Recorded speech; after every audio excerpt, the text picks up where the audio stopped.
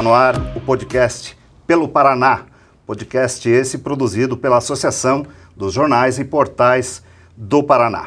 Seja bem-vindo e hoje nós vamos conversar com Edson Vasconcelos, que há poucos dias foi eleito novo presidente da Federação das Indústrias do Estado do Paraná, nossa FIEP, para um mandato de 4 anos. Edson, seja bem-vindo ao Pelo Paraná. Eu que agradeço o espaço, Jadir. Muito obrigado. Edson, antes, como esse programa está sendo transmitido por todo o Estado e muitas pessoas não lhe conhecem, seria importante talvez você fazer uma pincelada de quem que é o Edson Vasconcelos. Falar um pouco do teu histórico, da tua formação, das entidades que você já comandou em Cascavel, já que você vem justamente do interior do estado. Ok. Bom, muito obrigado pelo convite. Aqui eu quero deixar um abraço aqui para os nossos sindicatos patronais do estado, para o nosso grupo aí que compõe a nossa diretoria e todos os industriais.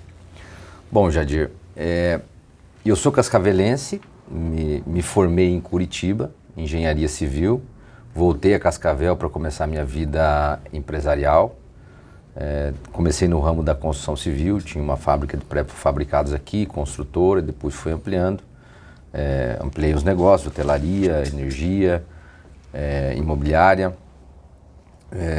No sistema associativo, eu passei por algumas entidades em Cascavel, presidente do Sindicato da Indústria da Construção Civil, Sinduscon, que é de base regional, nós temos uma abrangência de 50 municípios. Associação Comercial de Cascavel. Fui o primeiro presidente do Conselho de Desenvolvimento, CODESC, aqui em Cascavel. Participo do Programa Oeste em Desenvolvimento. Fui delegado regional do Sindicaf, de base estadual, que é um sindicato dos artefatos de cimento e fibrocimento. Fui do Conselho da Ferroeste, presidi em alguns momentos o Conselho da Ferrovia. Fui presidente do Conselho de Usuários da Agência Reguladora, a convite na época da governadora no meio do processo da Lava Jato. Nós tínhamos um problema das concessionárias no Paraná. Participei por mais de 10 anos do Conselho do SESI, que é um conselho do DR, Departamento Regional. Presido o Conselho de Infraestrutura da Federação há 9 anos, vice-presidente da Federação há 12 anos. Tenho uma cadeira no Conselho de Infraestrutura da CNI. Que eu me lembro são essas aí que são vinculadas ao setor, né, empresarial. São várias entidades, passa de 10, né? Passa de 10. Passa de 10. Passa de 10. Edson, você que participa de tantas entidades, é difícil a gente ver nessas entidades de classe um bate-chapa.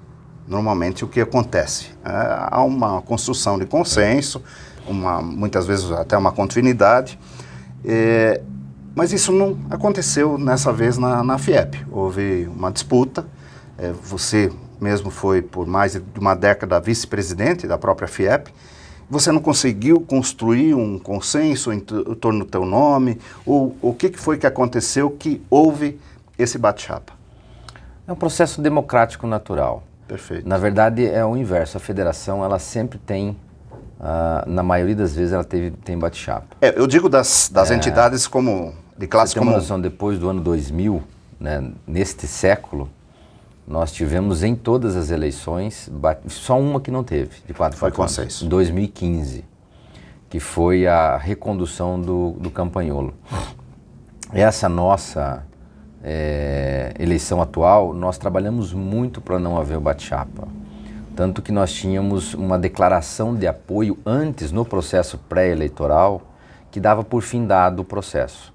Mas um grupo de pessoas da federação se sentiu no direito de exercitar a democracia, que é saudável, não tem problema nenhum. Mas já tinha um sentimento do nosso grupo de vitória, e é uma coisa que a gente tinha que controlar muito, não ter o já ganhou, e do outro lado eles sabiam que era muito difícil de reverter. Mas foi um processo muito, vamos dizer assim, leal, não houve nenhum tipo de ataque pessoal e foi fundamentado em ideias. Houve um pouco, talvez, de sentimento de regionalidade. Era um grupo da capital querendo que a federação voltasse para a capital, tentando colocar um contraponto, então, que na próxima fosse para a capital. E na maioria das nossas lideranças, nós entendemos que isso não é de uma região ou de outra. Isso está vinculado a quem está melhor preparado no momento e tem adesão do grupo, que está sentindo mais as dores do grupo. É mais ou menos nessa linha, não pode ter uma troca de bastão porque um agora está cedendo pelo outro, não pode ser assim. Então nós entendemos que tínhamos que ter sim um processo eleitoral que mostrasse realmente o desejo dos grupos. E agora, passado o período eleitoral, como é que está o clima dentro da FIEP? Como que o senhor planeja de construir a unidade para que todos trabalhem vitoriosos e vencidos, todos trabalhem em prol da entidade e pelo próprio desenvolvimento da indústria? É muito natural. Não houve nenhum tipo de decisão, de rompimento com os colegas, vamos dizer assim. Certo. Houve, assim, um posicionamento por afinidade e coisas desse sentido. É claro que o opositor em si, um pequeno grupo, ele acaba criando uma célula de resistência um pouco maior, porque quem está na cabeça de chapa, se sofre mais, se expõe, se né? expõe e tal. Mas o restante não tem. A diferença foi muito grande. A governabilidade ela está garantida pela robustez da eleição. Mas o nosso trabalho é mostrar que a federação é do Paraná, para as indústrias e para os sindicatos. A eleição acabou. Quando nós começamos o podcast, o senhor relacionou uma lista de entidades as quais já liderou, especialmente em Cascavel. Como que o senhor planeja usar essa experiência como líder de classe para fortalecer a própria FIEP daqui para frente? Nossa região tem uma característica um pouco diferente, Jadir. Nós somos mais associativistas. Algumas características, inclusive de regionalidade, nos dá o sucesso do cooperativismo, né? As várias cooperativas. Eu entendo que o nosso grupo tem uma característica mais colaborativa. As entidades que eu passei, eu sempre gostei de ter a solidez do grupo. Até porque nós, principalmente aqui na nossa região, nós sempre tomamos posições muito sérias e vamos dizer assim, em temas que não são costumáveis. Um exemplo, o pedágio. Então são temas difíceis. Mas eu só consigo tomar posições quando eu tenho todo o meu grupo me apoiando. Porque se a decisão for minha, não existe solidez numa posição. Então, eu tenho como característica de validar as posições da entidade, não são posições do presidente. Então, acho que isso vai colaborar muito para que a federação, que tem um propósito em melhorar o território do Paraná para a indústria querer ter domicílio no Paraná, possa, com certeza, ter uma entidade que a represente. Certo. O Paraná, a indústria do Paraná, ela tem sofrido um processo de certa forma, enfraquecimento no contexto geral. Apesar disso, o Paraná ainda é o quarto estado em termos de produção industrial no país. O que o senhor, como presidente da FIEP, pensa em fazer para tentar, talvez, quem sabe, elevar a posição do estado do Paraná no cenário industrial brasileiro? Primeiro, vamos fazer uma reflexão positiva da indústria no Paraná. Nós não sofremos processo de desindustrialização. Na verdade, a indústria cresce e outros setores crescem. Talvez a indústria não cresceu como outros setores, né? O agronegócio, por exemplo? A participação da indústria no PIB do Paraná é 26% do PIB. Esses 26% é muito acima da média nacional, que é 23%. Então, certo. O Paraná tem um potencial de industrialização. E aí vamos dizer o seguinte, o primeiro é São Paulo. São Paulo é 6 vezes mais do que o Paraná. O Paraná tem na frente dele, fora São Paulo, que é muito difícil de acompanhar, Minas e Rio de Janeiro. Esses dois, eles são factíveis de a gente alcançar. O Rio Grande do Sul está muito colado com a gente. Mas se você olhar em características de industrialização, o porquê que você montaria uma indústria em São Paulo, em Minas, no Rio ou no Paraná? O Paraná tem características muito positivas para entender que uma indústria, numa opção de escolha, possa vir para o Paraná. Primeiro que nós somos o estado mais seguro no transporte de cargas. O menor índice de roubo do Brasil.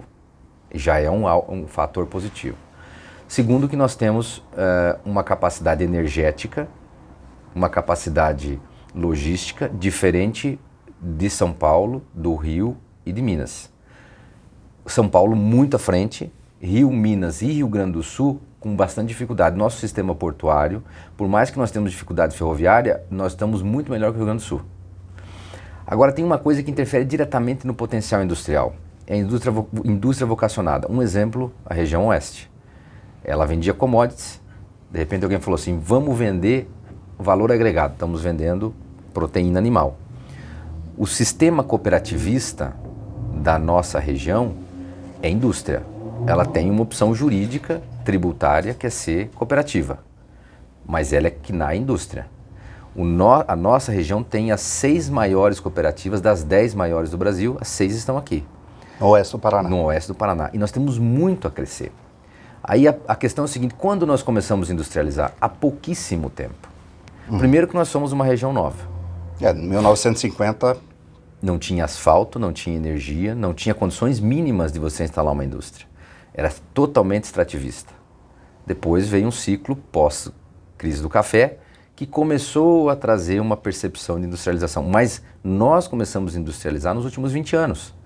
Num acordo com que as cooperativas fizeram entre si e começaram a falar, nós vamos começar a beneficiar e dar valor agregado ao que nós produzimos. Mas isso não é diferente do Estado. Se você vai nos Campos Gerais, da silvicultura, hoje estão vendendo compensado. Antes vendiam tora.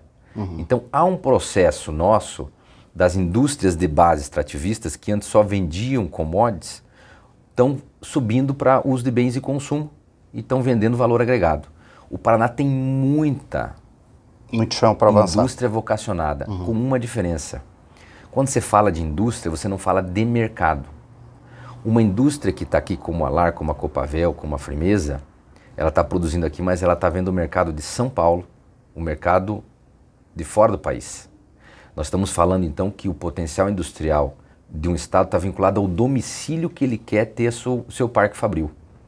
O Paraná está do lado de São Paulo, que é um grande mercado consumidor, tem um porto fantástico, que é o melhor porto para grãos e de terminal de contêineres do Brasil, e nós temos condições energéticas e de empregabilidade muito boas, comparado a outras regiões. Eu entendo que o Paraná tem todas as condições favoráveis para melhorar muito a sua receptividade de domicílio de indústrias. Comparado ao Rio Grande do Sul, Rio de Janeiro e Minas Gerais, nós temos um bom caminho pela frente. Perfeito. Vamos falar sobre as relações com os governos, estadual, federal. Como que o senhor vê a relação da FIEP em diferentes esferas de governo? E qual que é a sua expectativa de trabalhar em colaboração, especificamente com o governo do Estado, para a promoção de uma política industrial mais favorável? Bom, nós somos entidades propositivas. Quem executa é o Estado, quem executa são os municípios, quem executa é a União. O nosso trabalho é sensibilizar todos, Estado, município, União, de que a indústria é algo indispensável dentro da economia. Os Estados Unidos até fez uma tentativa de levar o seu parque fabril para a China, na década de 90, início de 2000, percebeu que fez um erro descomunal e voltou.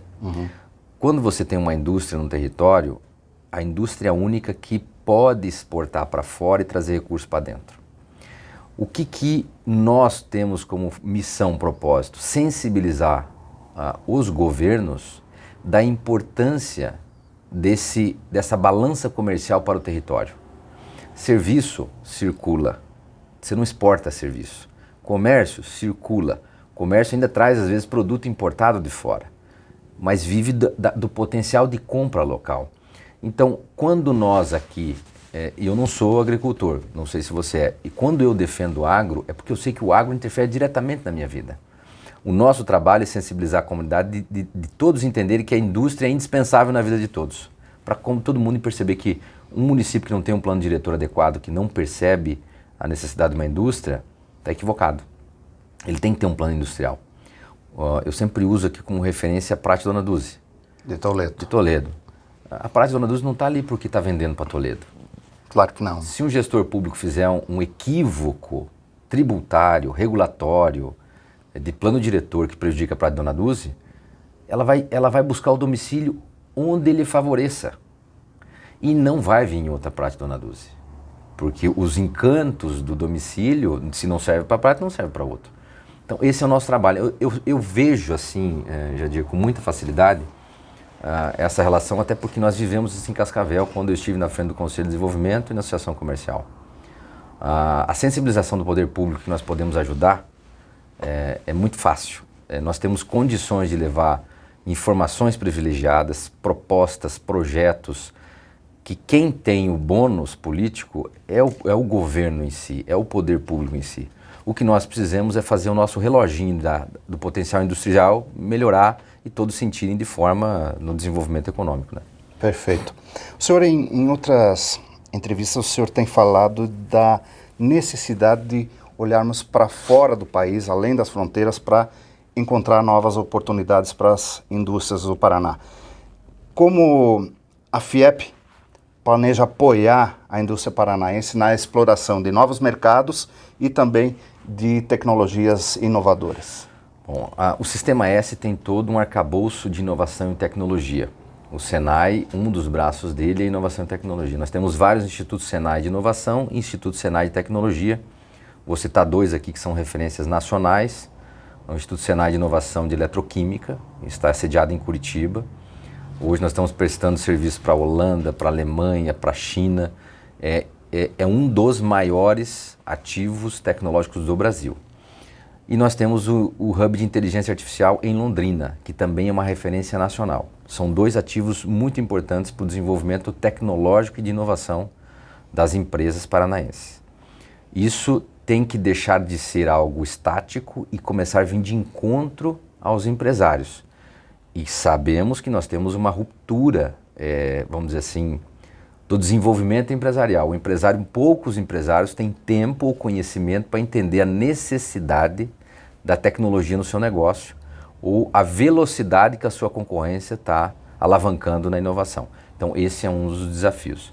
Nós temos uma Câmara de Comércio Exterior que ela pode e deve melhorar a percepção empresarial das oportunidades que nós temos lá fora.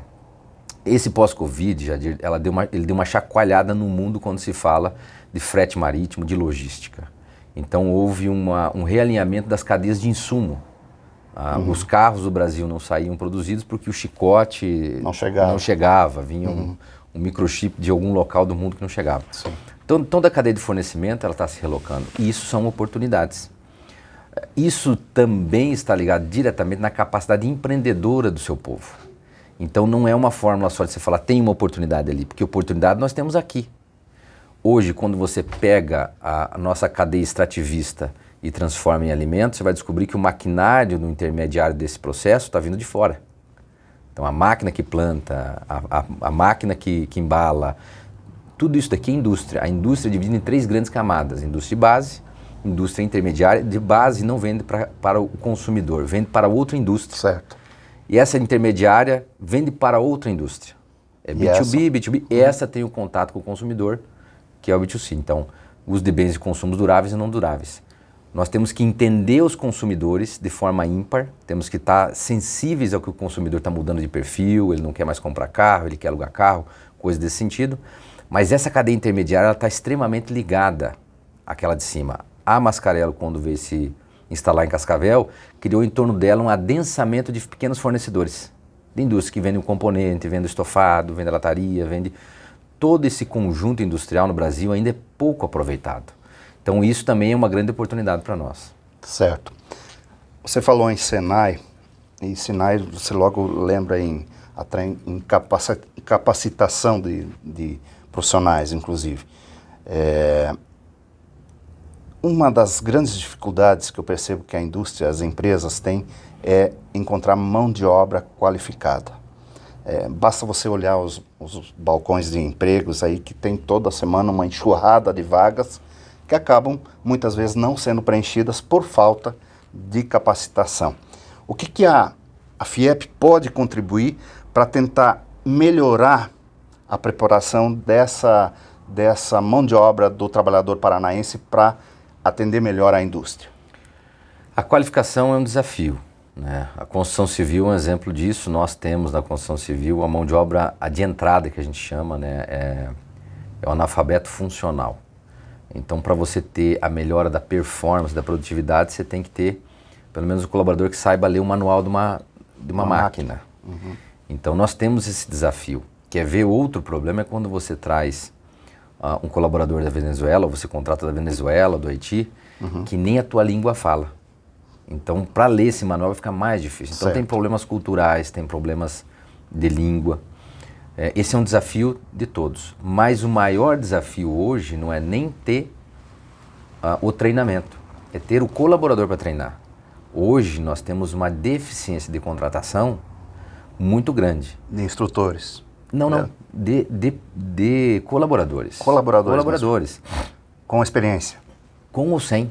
Uhum. Porque ao longo do tempo a empresa que entende que precisa, daqui a pouco ela começa a treinar mesmo não estando no quadro, para contratar. O que nós percebemos é que a empregabilidade é um tema muito maior do que simplesmente dar curso ou abrir uma vaga. Certo. Nós temos os programas do governo, que eles inibem a vontade de um colaborador estar trabalhando, de um colaborador querer se profissionalizar.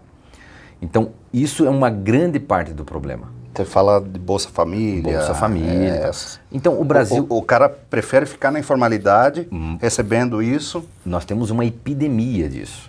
E o Brasil ele é muito diferente. Então, você ter a mesma regra para regiões tão distintas... É difícil. Difícil.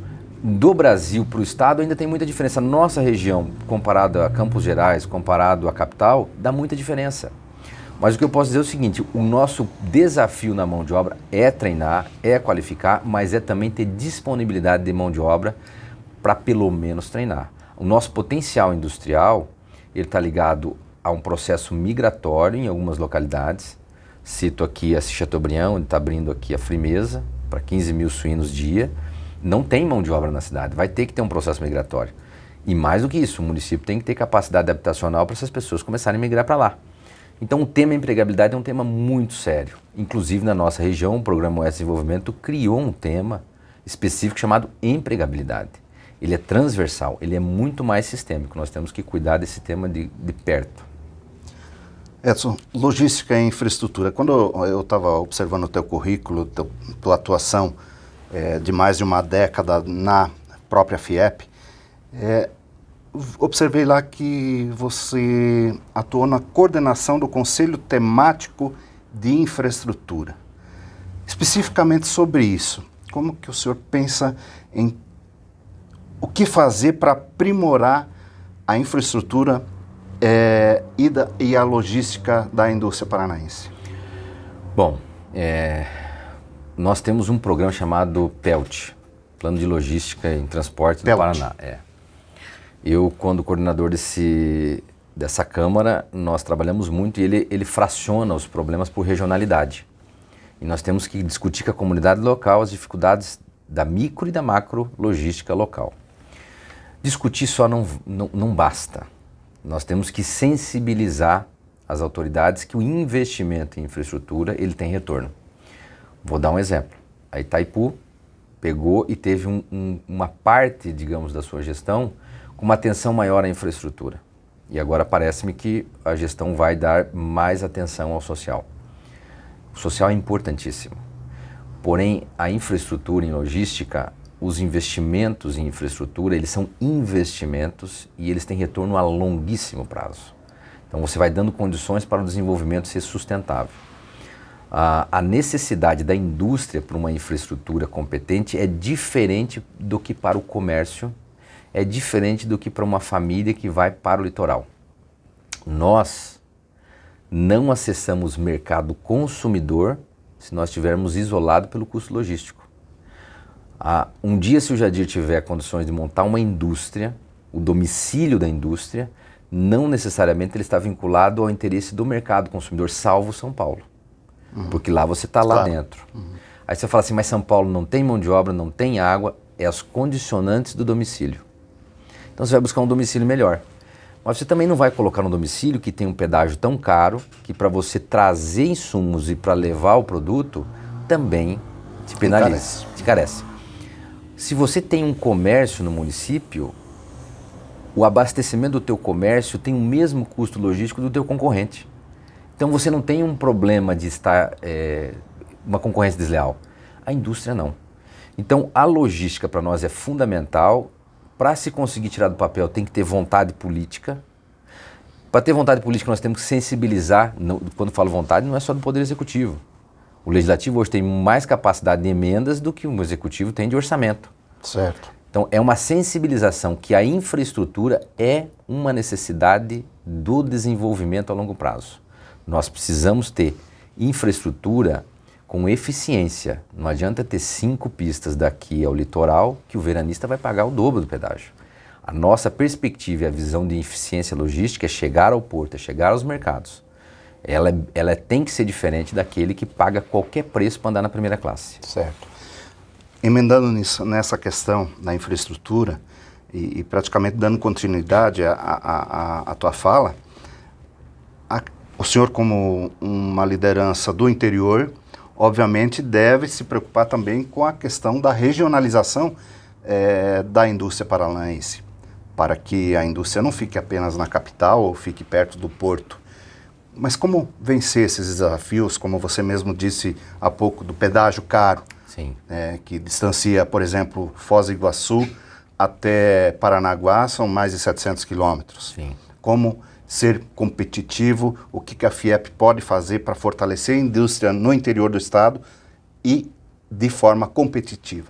Bom, o que é a política industrial? A política industrial são alguns tópicos que interferem diretamente no domicílio da indústria. Energia. Se não tiver energia, eu não monto minha fábrica. Logística. Se for cara demais, eu não monto minha fábrica. Mão de obra. Se não tiver, eu não monto minha fábrica. Legislação. Se o município ou o estado são muito duros, muito burocráticos, a desburocratização interfere diretamente no interesse de alguém montar no domicílio. Isso são condicionantes. É política industrial. Tem política industrial nacional, reforma trabalhista, reforma tributária. Essa é nacional. Do estado é a regulação do meio ambiente, é o ICMS. Do município é o ISS-QN, é um parque industrial, é a logística de uma marginal. Todas elas interferem com a sua política. Cada região tem que perceber aquilo que está na sua mão. Então, uma região que perceber que ter uma política tributária que favoreça a instalação de uma indústria, que o seu plano diretor criou condições para ter uma indústria, este município sai na frente. Cito o exemplo de Santa Teresa do Oeste. Em algum momento, um prefeito lá atrás se dedicou a ter um parque industrial que hoje é um exemplo. Trouxe um VBP para aquele município, trouxe um diferencial de empregabilidade daquele município que não existiria se não houvesse... E é uma cidade pequena. Uma cidade pequena. Essa é uma parte de sensibilização, de levar ao conhecimento. E não é só o poder público, é a associação comercial, é as lideranças, sindicatos. É os sindicatos. Eles têm que entender que a indústria é necessária. E quando você tem um pacote industrial numa região, você vai perceber, um exemplo, Arapongas, tem o polo moveleiro. No começo não tinha fornecedor para nada, eles tinham que comprar parafuso de outros estados, de outros países. Quando vai adensando, de repente já tem uma empresinha do lado fazendo parafuso só para aquele polo. Então as potencialidades locais, elas têm que ser mapeadas. Nós temos no Paraná uma comunidade empreendedora ímpar. O que nós temos é que melhorar a percepção deles para as oportunidades. Aquelas que já estão consolidadas aqui, que são mercados de cadeias intermediárias. Isso é fundamental que a comunidade local entenda e trabalhe por si. Os governos podem ajudar? Claro que podem, em algumas condicionantes. Mas o empreendedorismo é local. A vontade de abrir uma empresa, de sonho, é local. E isso nós também podemos ajudar a instigar, vestir a camisa. O nosso Oeste Desenvolvimento, que é um programa regionalizado para quem não conhece, o primeiro momento dele foi de engajamento, a gente acreditar que poderia ser diferente. Então hoje, muitos vestem a camisa do Oeste, subiu um nível, né? Nós precisamos vestir a camisa do Paraná. Nós temos que entender, nós somos quarta potência industrial, quarta de 27 é muita coisa. Para chegar à terceira não é difícil, não está muito longe, mas nós temos que ter um entendimento que isso é importante, que vestir a camisa do Paraná não é dividir bola internamente, é somar esforço para chegar em algum local. Certo.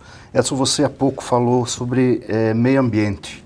Isso vem justamente na minha próxima pergunta. Há um conflito e uma dificuldade justamente para encontrar esse equilíbrio entre desenvolvimento, entre avanço industrial e impacto ambiental, muitas vezes. Quais as iniciativas que a FIEP pode tomar para promover uma produção industrial, acima de tudo, responsável? Bom, nós temos que desmistificar aqui um ponto. A indústria, ela não é, vamos dizer assim... Inimiga? E nunca foi. O problema da indústria sempre tem um ponto de vista do mesmo problema. O problema da indústria não é as leis, é a burocracia, o tempo. Então tá lá 10 itens para você fazer um projeto de reciclagem. Você demora 2 anos para uma avaliação. O problema é a burocracia. Então o sintoma estatal de controle, ele transborda a capacidade de fazer regras e entra na morosidade. Então muitas vezes você não empreende porque é moroso. Certo. Nós não temos dificuldade de cumprir regulações e as empresas conscientes, elas só não cumprem como elas fazem questão de cumprir e melhorar. Porque hoje sustentabilidade significa mercado. O ESG está mostrando aí. Sustentabilidade igual a rentabilidade. Novos mercados, que é o que a gente precisa. Agora, o que nós precisamos desmistificar? Não é porque tem 10 regras para cumprir que nós temos que ficar 5 anos esperando. Então nós precisamos desburocratizar, automatizar, robotizar. Tem que ter essas condicionantes, porque o Estado, o município, os governos, eles não têm mão de obra nem para fiscalizar. Então, melhorar a confiabilidade da autodeclaração, porque se você fizer uma autodeclaração equivocada, o risco para você jurídico é muito pior do que um fiscal ir lá e ter abonado que você estava ok. Nós precisamos discutir em conjunto e tratar a melhor forma de diminuir essa burocracia, de melhorar essa performance. Cascavel viveu isso. Na construção civil nós demorávamos 1 ano para aprovar um projeto. Depois que automatizou, desburocratizou, você aprova o projeto em 15 dias. Ah, mas teve alguma regra quebrada? Não. Simplesmente a gente tem que achar uma forma de ser mais rápido na forma de entrar. Objetivo. Essa é a linha de raciocínio. Certo. Edson, para finalizar, que lições que o senhor tira da sua experiência como atual ainda vice-presidente da FIEP por mais de 10 anos e como presidente, líder de várias entidades em Cascavel, que lições que o senhor consegue transferir para a sua gestão como presidente da federação? Eu acredito assim, você ter a capacidade de ter um bom grupo com você, com experiências distintas, as diferenças são o que fortalece um grupo, mas que essas pessoas tenham uma característica em comum, que sejam propositivos e acreditem no poder de transformação. A pior coisa que tem para um estado, para uma entidade, para um município, ela está sendo, vamos dizer assim, conduzida por pessoas que não acreditam, né? Que, isso já foi feito, já tentaram, não adianta, já tentei e não deu. Se eu tentei e não deu, eu tenho que motivar quem não tentou e pode conseguir. Isso é natural do ser humano, até porque se eu não conseguir, por que ele vai conseguir? Então, eu acho que vocês têm que cercar de pessoas que acreditam no poder da transformação. E você está bem cercado? Estou bem cercado. São pessoas extremamente conscientes e com potencial de transformação ímpar. Tanto que está aí, nós fizemos uma campanha limpa, sem nenhum tipo de exposição, sempre focado nas pautas internas. E são pessoas que sempre acreditaram que podiam. Mas nunca foi assim na federação. Mas nós mostramos que é possível, entendeu? Aqui na nossa região, nas nossas entidades, a gente consegue mostrar que é possível. Então, a experiência que eu posso levar é que eu tenho que me cercar de pessoas que acreditam que pode transformar. Perfeito. Edson, o que eu tinha pautado eram essas as questões, mas eu quero te deixar bem à vontade para, se eventualmente alguma coisa que você julgue importante e a gente não tenha abordado, fica à vontade. Eu agradeço o espaço, Jadir, quero mandar um abraço para todos os nossos industriais do Paraná, para os nossos sindicatos patronais da indústria. O nosso trabalho vai ser de estar mais presente nas regionais, nós vamos ter todo um circuito de fóruns da indústria, sensibilizando a comunidade da importância da indústria, potencializando e mostrando as oportunidades que o interior tem e vestindo a camisa do Paraná. Eu acho que todos nós temos que vestir a camisa do Paraná. Beleza. Obrigado, Edson. Eu que agradeço o espaço. Eu, em nome da ADI, dos jornais e portais do interior, agradeço a sua presença aqui, lhe desejo, em nome de todos, em nome do nosso presidente Juscelino, muito sucesso na gestão e pode contar com os jornais, portais que formam esse grande Paraná para apoiar e incentivar os projetos da FIEP nos próximos 4 anos. E a você que nos acompanhou, um grande abraço e até uma próxima oportunidade.